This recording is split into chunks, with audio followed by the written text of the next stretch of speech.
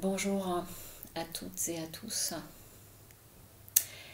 Je vous propose d'aborder un sujet aujourd'hui ô combien important, impactant, prégnant,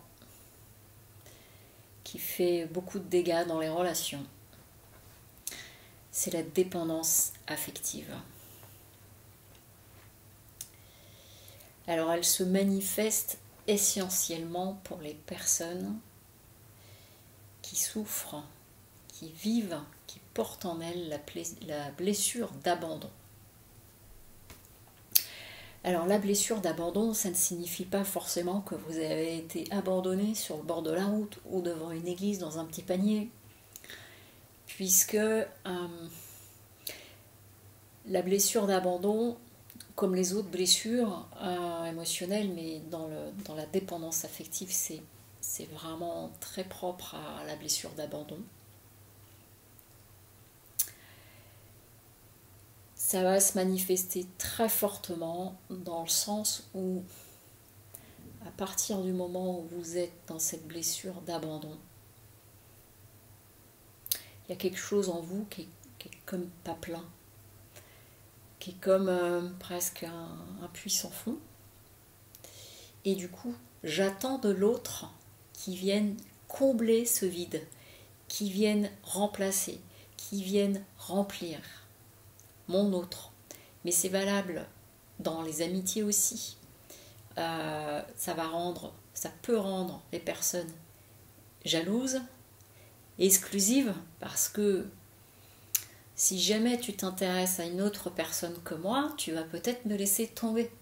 Parce que derrière, il y a cette peur d'être abandonné.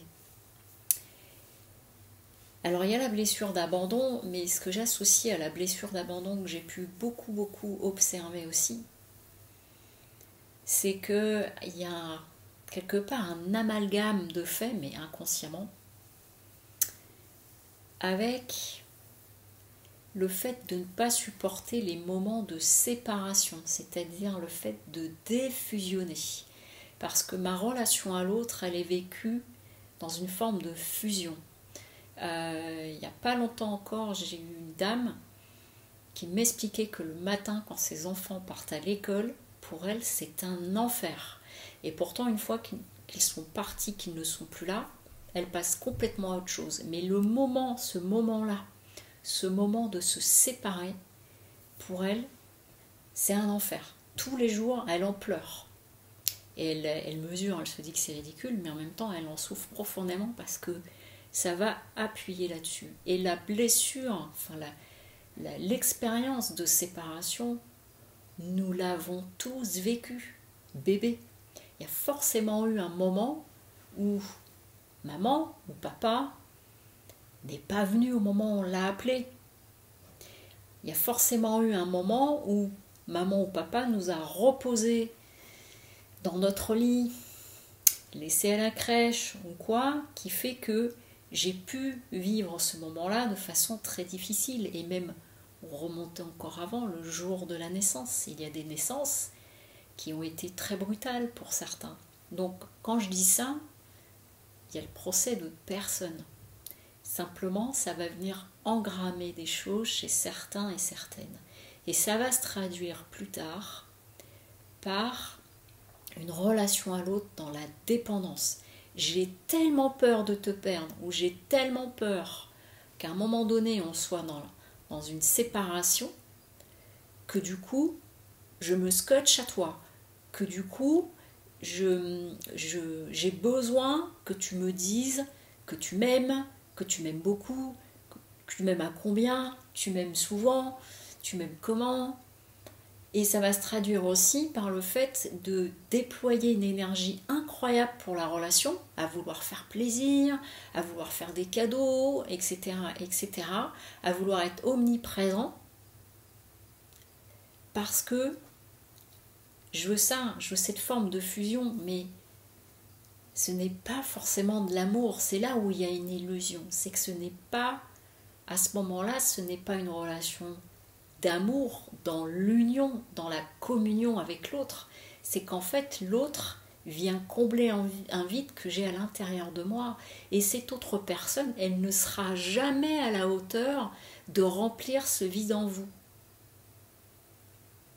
Donc tout ça pour dire quoi? C'est que si certains et certaines d'entre vous souffrez de cette dépendance, c'est-à-dire vous ne supportez pas les moments où on doit se dire au revoir, mais même avec des amis, même avec de la famille, les quais de gare, c'est un enfer, toutes ces choses-là. Si vous avez facilement ou souvent peur de perdre l'autre, si vous avez tendance à déployer une énergie incroyable, à vouloir faire plaisir et ceci et cela, en fait derrière, vous cherchez à plaire, à être aimé, à être accepté, mais en déployant une énergie à des fins utiles, même si ça part d'un super bon sentiment. C'est juste que c'est en train de venir traduire autre chose, très probablement chez vous. Et qu'est-ce que ça va générer? C'est que si la personne en face de vous n'a pas la réaction à la hauteur de celle que vous attendez, vous allez vous sentir déçu, vous allez lui en vouloir, ça peut générer du conflit ou des tensions, ou des oui, puisque c'est ça, ça veut dire que tu ne m'aimes pas. Non, c'est juste qu'elle n'est pas en train de réagir comme vous auriez aimé qu'elle réagisse. Et donc, la dépendance affective, ça fait énormément de dégâts dans les amitiés, parfois même au travail, dans la famille, et évidemment dans la relation amoureuse. Et la personne qui est en face de vous, ce qui peut se passer pour elle aussi, c'est que du coup, ça peut lui faire peur.